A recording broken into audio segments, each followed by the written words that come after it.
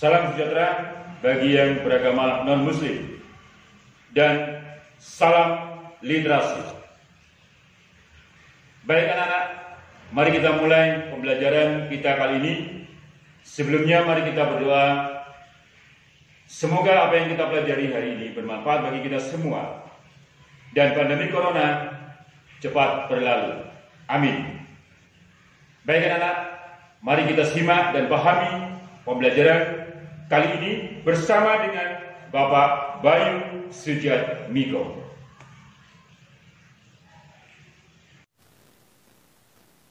Baik anak-anak, kita akan mempelajari tentang tema 1, subtema 3, pembelajaran 5, kelas 5, tentang kelainan tulang dan gangguan tulang.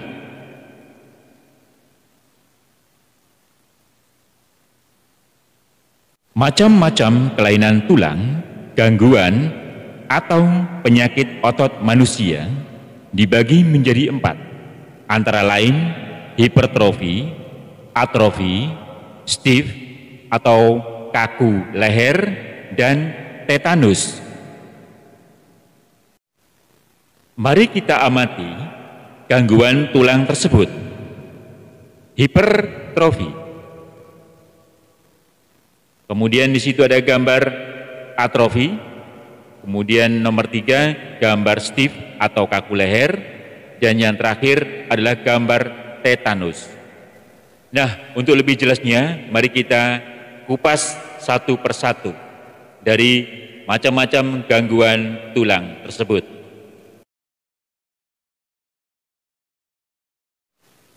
Pada gangguan tulang hipertrofi, coba diperhatikan pada gambar itu, ada kelainan otot yang membesar dan menjadi lebih kuat karena sel otot diberikan kegiatan atau aktivitas yang terus-menerus secara berlebihan. Yang kedua yaitu atrofi. Suatu kelainan otot yang mengecil, lemah, fungsi otot yang menurun. Hal ini disebabkan adanya penyakit polimelitis yang dapat merusakkan sel saraf pada otot.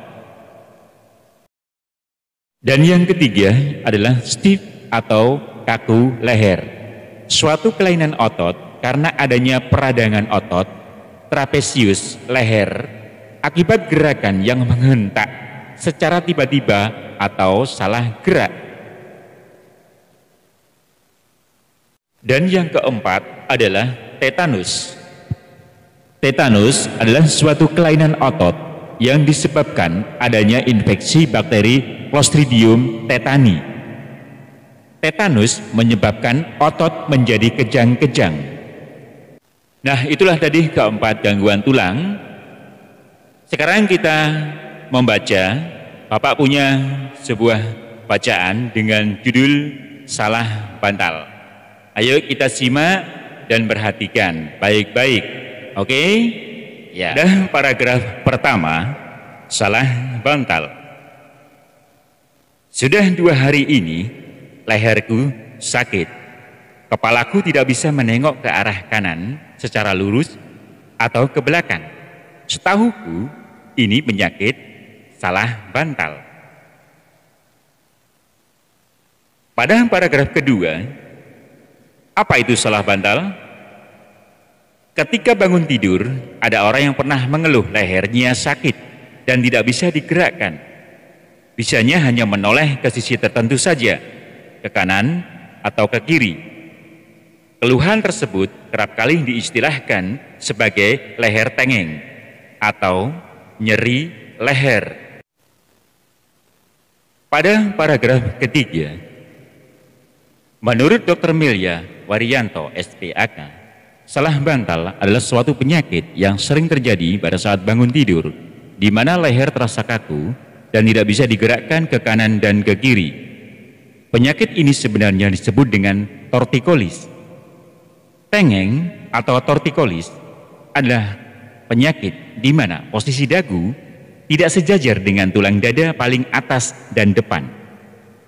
Dagu hanya bisa miring ke kiri dan ke kanan. Pada paragraf keempat, Kejadian ini bisa terjadi dan dialami oleh siapa saja, baik anak-anak, orang dewasa, maupun orang tua. Rasa nyeri pada leher ini bisa berdampak pada terganggunya aktivitas sehari-hari. Pada sebagian kasus, hal ini seringkali tidak dipermasalahkan atau dikhawatirkan. Akan tetapi, tidak sedikit pula orang yang menjadikan kondisi ini sebagai suatu keadaan yang sangat mengganggu. Pada paragraf keempat, penyebab tortikolis adalah salah posisi tidur. Bantal yang terlalu tinggi, bantal yang kaku, sehingga pundak menjadi pegal dan kaku. Leher terkilir, tengkuk dan leher terpapar angin dan dingin. Selain itu, juga disebabkan oleh cedera atau terkilir pada otot leher dan tulang rawan, sendi, dan reumatisme otot leher. Pada paragraf ke-6, nyeri leher juga bisa muncul karena aktivitas terus-menerus yang dilakukan dalam waktu yang lama. Salah posisi duduk dan terjadi kecemasan atau stres. Oleh karena itu, kita harus selalu memperhatikan aktivitas yang kita lakukan sehari-hari. Kita juga harus berhati-hati dalam melakukan gerakan yang memanfaatkan kerja otot dan tulang. Pada paragraf ke-7, semua orang bisa mengalami nyeri. Hal ini disebabkan karena postur tubuh manusia yang berjalan tegak lurus. Posisi kepala di atas ditunjang oleh otot-otot leher dan tulang belakang. Jika otot-otot penyangga kepala tidak kuat dan tidak berada dalam posisi yang baik, maka bagian atas dari tulang belakang akan mudah tertarik dan menimbulkan nyeri. Penyakit ini juga dapat memberikan gejala seperti sakit kepala dan rasa aneh saat menggerakkan kepala. Pada paragraf ke-8, apabila sudah terkena salah bantal, sebaiknya segera diobati dengan cara dipijat. Namun, dalam memijat harus dilakukan secara hati-hati. Jangan sampai justru menimbulkan masalah lain, seperti salah urat. Pengobatan ini harus segera dilakukan agar tidak mengganggu aktivitas sehari-hari. Pada paragraf ke-9, selain dengan memijat, sakit nyeri pada otot leher dan otot-otot pada bagian tubuh lainnya dapat diobati dengan menggunakan obat-obatan khusus untuk otot. Banyak macam dan jenis obat untuk sakit otot. Ada obat alami dan ada pula obat kimia. Kita pun juga dapat melakukan perawatan sendiri di rumah. Misalnya dengan mengompres, menempelkan koyok hangat, dan mandi air hangat. Pada paragraf ke-10, bagaimana cara agar terhindar dari penyakit salah bantal? Caranya sebagai berikut. 1. Posisi tidur harus nyaman. 2. Jangan menggunakan bantal yang terlalu tinggi dan keras.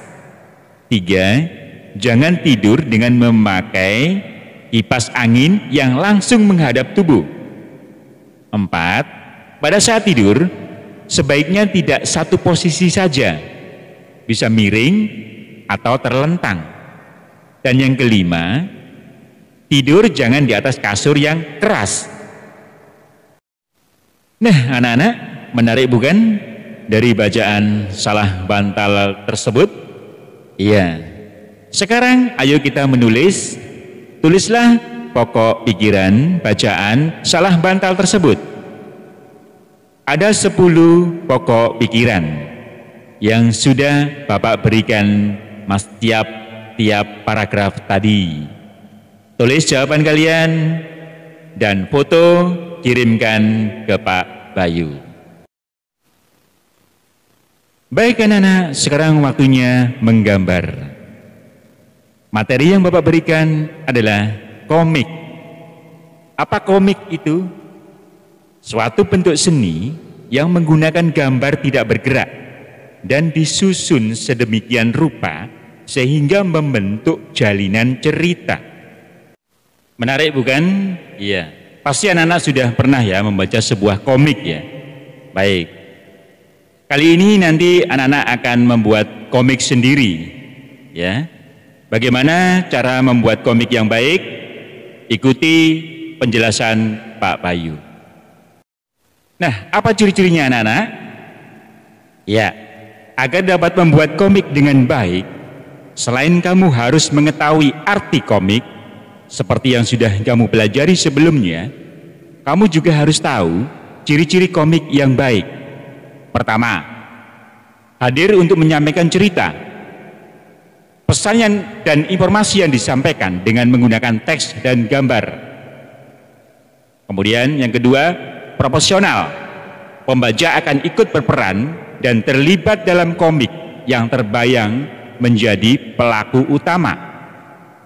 Yang ketiga, bahasa percakapan. Menggunakan bahasa percakapan sehari-hari.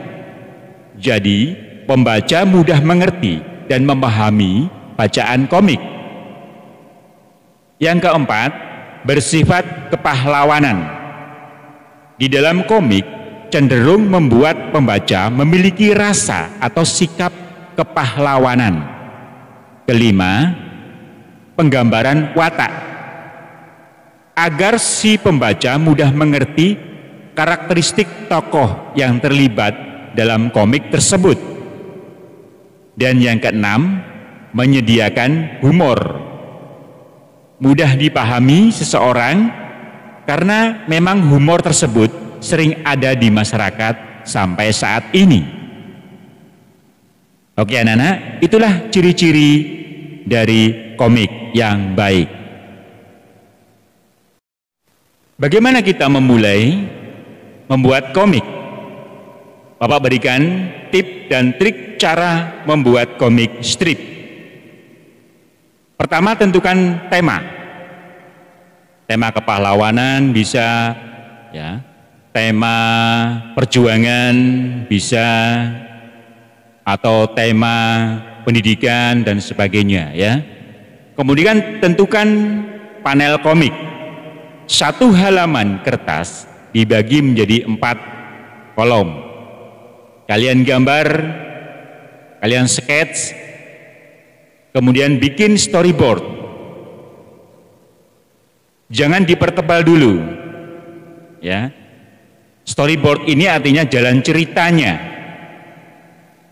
Setelah itu baru kita warnai secara digital ataupun secara manual memakai pensil warna atau spidol warna.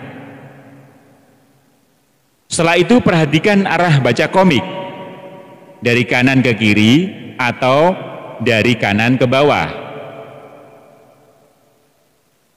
Tahap terakhir, publikasikan atau upload di sosial media atau buat koleksi kita sendiri. Itulah tip dan trik cara membuat komik yang baik, sederhana dan mudah. Baik anak-anak, kayaknya kalian sudah nggak sabar ya ingin membuat komik ya. Bagi yang serius ya ingin buat komik yang baik, siapkan Android Anda dan gunakan 2 aplikasi di bawah ini, yaitu Ken Scanner dan Sketch Express. Kalian bisa unduh di Google atau di Play Store. Setelah itu, hubungi Bapak Bayu dan Bapak akan berikan tutorial bagaimana membuat komik secara digital. Tapi kita tetap menggambar ya. Nanti mewarnainya kita menggunakan Sketch Express. Baik anak-anak, sekarang waktunya kalian membuat komik yang menarik tentang Corona atau COVID-19 atau tentang kemerdekaan RI 75 atau tentang tema yang lain, silahkan ya. Buatlah komik sesuai dengan ciri-ciri yang sudah Bapak berikan tadi. Buat sketsa dan warnai. Kemudian beri percakapan sesuai dengan gambar kalian. Baik anak-anak, kiranya cukup sampai di sini dulu pembelajaran kita kali ini.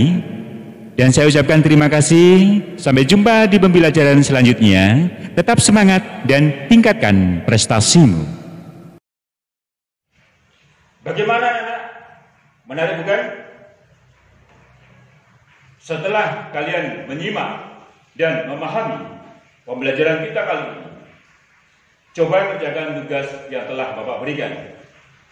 Selamat mengerjakan, tetap semangat, dan tingkatkan prestasimu.